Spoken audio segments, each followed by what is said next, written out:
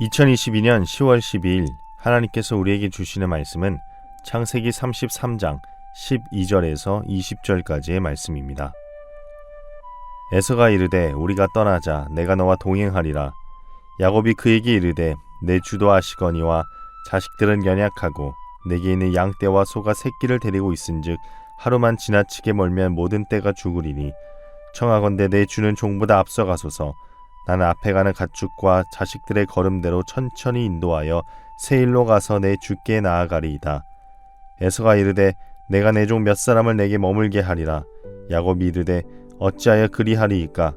나로 내 주께 은혜를 얻게 하소서 하매 이날에 에서는 세일로 돌아가고 야곱은 숫곳에 이르러 자기를 위하여 집을 짓고 그의 가축을 위하여 우릿간을 지었으므로 그 땅 이름을 숫곳이라 부르더라. 야곱이 밧단 아람에서부터 평안히 가나안 땅 세겜 성읍에 이르러 그 성읍 앞에 장막을 치고 그가 장막을 친 밭을 세겜의 아버지 하몰의 아들들의 손에서 베크시타에 샀으며 거기에 제단을 쌓고 그 이름을 엘렐로헤 이스라엘이라 불렀더라. 우리는 어제에 이어서 오늘 계속해서 에서와 야곱의 상봉 장면을 살펴보고 있습니다. 나를 죽이러 400명의 군사를 데리고 오는 줄 알아 바짝 긴장했던 야곱은 자신의 기대와는 달리 호의적으로 자신을 대하는 형 에서의 모습에 당황하면서도 안도의 한숨을 내쉽니다. 야곱은 그곳에서 자신과 화해한 형에게 준비한 예물을 주려 하지만 에서는 넣어두라며 이런 훈훈한 주거니 받거니가 반복됩니다. 야곱에게는 어쩌면 정말 기대치 않던 놀라운 반응이었습니다. 여기서 에서는 다시 이야기합니다. 12절에 보면 20년 만에 감격스러운 상봉과 화해가 이루어진 후 에서는 야곱에게 자기와 함께 동행할 것을 제의합니다. 오랫동안 거친 길을 다녀오고 위험한 여행길에서 동생을 보고픈 마음에 그리고 그동안 나누지 못한 이야기들을 나누고 싶은 마음에 야곱에게 동행을 제의했을 것입니다. 정말 놀라운 일입니다. 그런데 13, 14절을 보면 야곱은 그런 에서의 호의를 정중히 거절합니다. 그 이유가 무엇입니까? 먼저는 야곱은 에서를 참 어색해했을 겁니다. 그들이 20년 만에 상봉하여 화해한 것은 물론 감격적인 일입니다. 그러나 야곱의 마음 한켠에는 정말 내가 형 에서를 믿어도 되는 것일까? 혹시 지금 이 호의적인 모습이 연기는 아닐까? 라는 의심의 마음도 있었을 것입니다. 그러나 무엇보다도 야곱이 에서의 이 호의를 정중히 거절한 이유는 야곱은 이미 자기가 가야 할 길을 정해놓았기 때문입니다. 즉 야곱과 에서의 가는 길이 서로 다르기 때문입니다. 어쩌면 야곱은 에서의 제안이 다소 매혹적으로 보였을 수도 있었을 것입니다.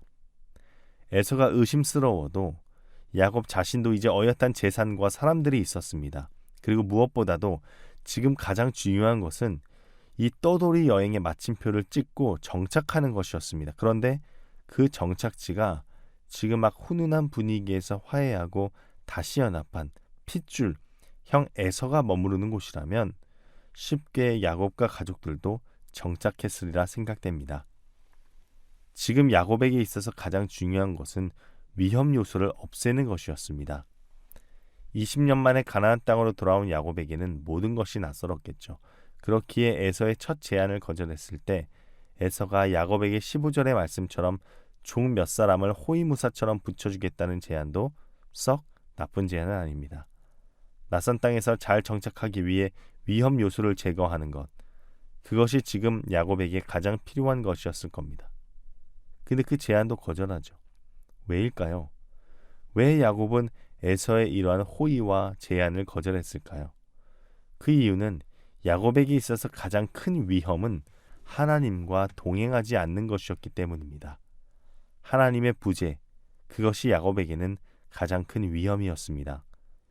야곱은 하란으로 도망갈 때나 가나안으로 돌아가는 길에도 혼자였습니다. 그럼에도 그가 지금처럼 가족과 많은 재산들을 가지고 있을 수 있었던 이유, 안전하게 여기까지 올 수 있었던 이유는 하나님이 동행하셨기 때문입니다. 그리고 그것을 그도 매우 잘 알았을 것입니다. 그러기에 야곱은 찰나의 순간, 그 달콤하고 안락한 유혹이 자신을 스치는 순간에도 자신과 동행하시는 하나님을 떠올리고 그분의 뜻을 기억해냈습니다. 적어도 현재 이 시점 야곱을 향한 하나님의 뜻은 에서와 함께 세일로 가는 것이 아니었습니다. 야곱은 세일로 갔어도 됐죠. 그러나 적어도 이 시점에서 야곱이 계속해서 하나님과의 동행을 이어나가기 위해서는 하나님의 뜻을 알고 실행해 나가는 것이었습니다. 하나님께서 약속하신 땅으로 돌아가는 것이었죠. 그렇기에 위험이 도사리고 있을지라도 야곱은 에서와 함께 동행할 수 없었습니다. 어쩌면 세상의 관점에서는 에서의 호의를 거절한 것이 위험한 선택일 수도 있지만 하나님을 믿는 그에게는 가장 안전한 선택이었습니다. 오늘 이 이야기는 예수님이 광야에서의 시험 사건을 떠올리기도 합니다. 예수님께서 40일 금식하시며 광야에 계실 때 사단에게 시험을 받습니다. 사단은 첫 번째로 이렇게 말하죠. 네가 만일 하나님 아들이면 왜 그렇게 배고픈 상태로 있는 거냐? 이 돌덩어리를 떡으로 만들어서 먹으면 되지 않냐? 쉽지 않냐? 당시 예수님은 금식 상태였습니다. 그리고 예수님께서는 돌들을 떡덩이로 충분히 만드실 수 있었을 것입니다. 죽은 자도 살리시고 심지어 물고기와 생선을 가지고 4,5천 명을 먹이신 분 아닙니까? 그런 예수님께 돌을 떡으로 만드는 건 식은 죽 먹기였습니다. 돌을 떡으로 만들어 먹으면 됩니다. 그러나 예수님은 그렇게 행하시지 않으십니다. 돌이 떡이 되게 하는 것, 그것은 잘못된 일은 아닙니다. 먹으면 되죠. 그러나 적어도 현재 그 시점에서는 아들에 대한 아버지의 뜻은 먹는 것이 아니라 금식하는 것이라는 겁니다. 그러므로 돌이 떡이 되게 하는 것은 쉬운 일이나 적어도 현 시점에서는 하나님의 뜻이 아니라는 겁니다. 하나님과 동행하는 자의 모습이 아니라는 거죠. 진정으로 중요한 문제는 아들을 위한 아버지의 뜻이 무엇인가를 깨닫는 것입니다.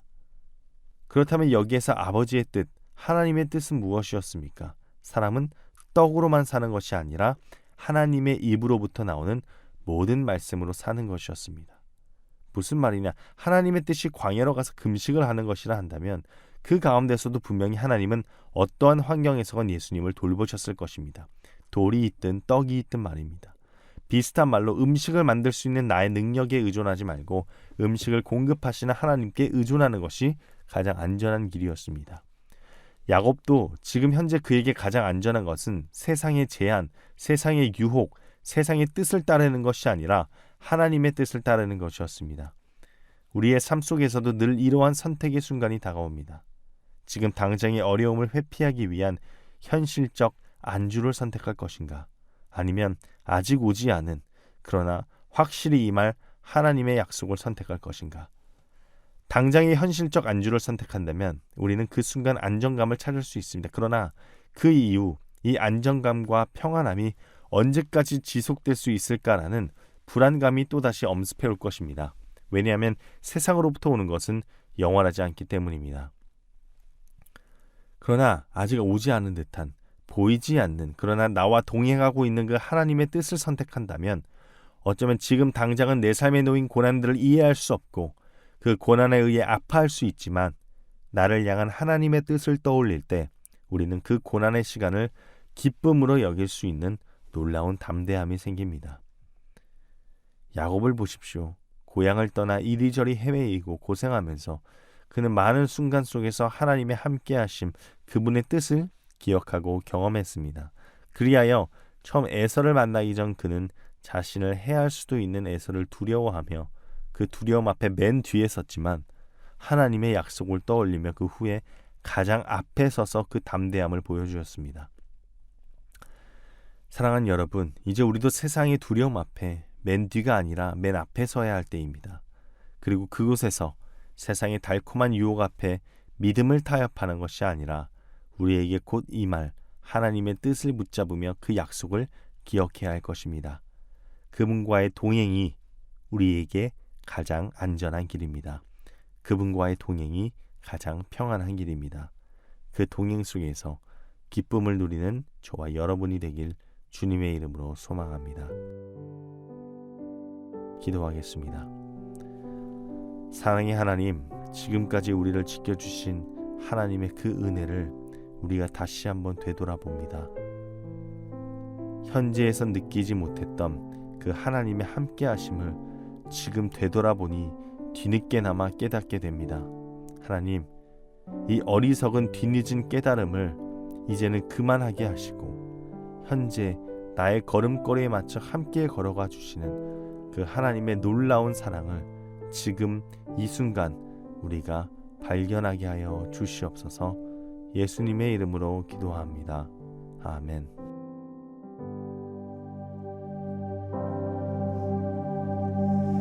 큰 영광 주에게 신주 나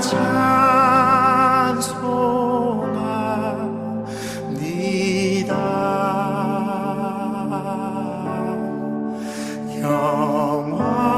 영원히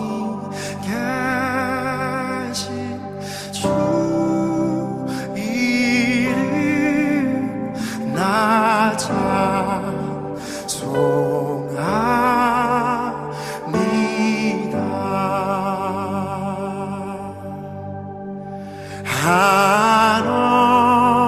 한없이 크신 능력을 나 찬송합니다.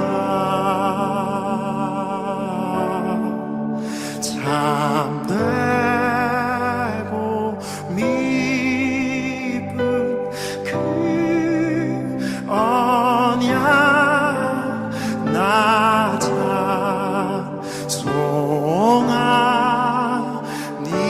찬송합니다. 온 천지 창조하시던 온 천지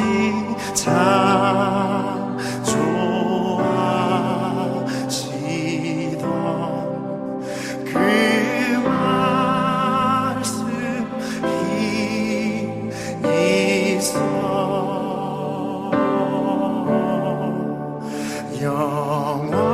영원히 변치 않는 주 나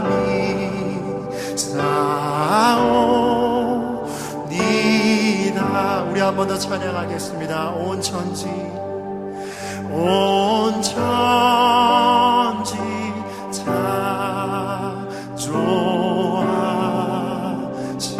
창조하시던 그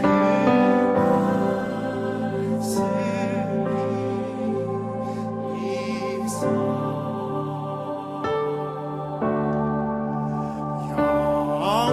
영원히 변치 않는 주 나